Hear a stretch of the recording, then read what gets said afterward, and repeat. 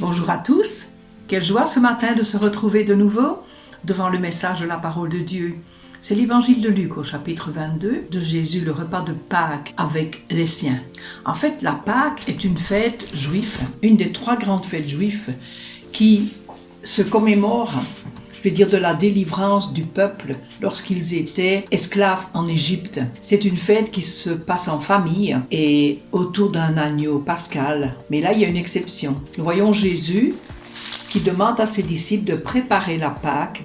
Et l'endroit se trouve dans une chambre haute où justement, il sera seul avec les siens. Et lorsqu'ils sont autour de la table, le Seigneur leur dira « J'ai vivement eu le désir de partager ce repas avec vous. » C'est un profond désir que le Seigneur avait de partager le repas avec les siens. Il dit « Car je vous le dis, je ne mangerai plus jusqu'à ce qu'elle soit accomplie dans le royaume de Dieu. » Il voulait manger ce repas de Pâques avec les siens. Il leur avait dit avant de souffrir. Il savait que le temps était pour lui arrivé à son terme. Son heure était là. Et c'est au travers de ce repas que Jésus va instaurer ou instituer le repas de la Sainte Seine. Au départ, au travers de ce repas, nous voyons que Jésus prend une coupe, il le leur donne, il bénit et il dit « Partagez-la entre vous ».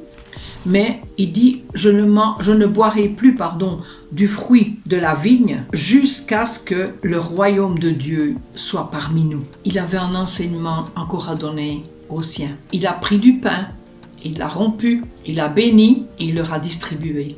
Il a dit « Ce pain représente mon corps qui sera brisé pour vous. » Il a pris une coupe avec du vin, il leur a donné. Il a dit « Buvez-en tous, car ce vin représente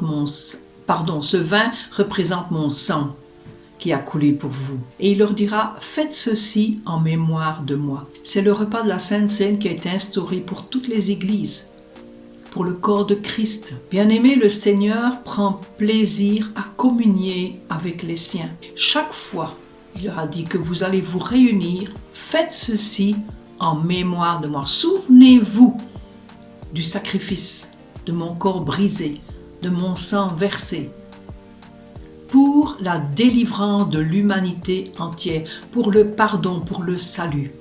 Ce qui retient mon attention et qui réjouit mon âme, c'est de voir que lorsque nous prenons du temps pour le Seigneur, lorsque nous nous mettons à la table du Seigneur, que ce soit pendant nos cultes ou que ce soit dans nos moments individuels à la maison, dans nos temps de partage, de communion avec le Seigneur, en dehors des bruits, en dehors de tout, nous nous mettons là dans la présence de Dieu et cela réjouit le cœur du Seigneur. Il a vivement le désir de communier avec nous, d'être en relation profonde avec chacun de nous. Alors encourageons-nous, méditons la parole, recherchons la face du Seigneur, faisons la joie de notre Dieu. Il y a d'abondantes joies devant sa face.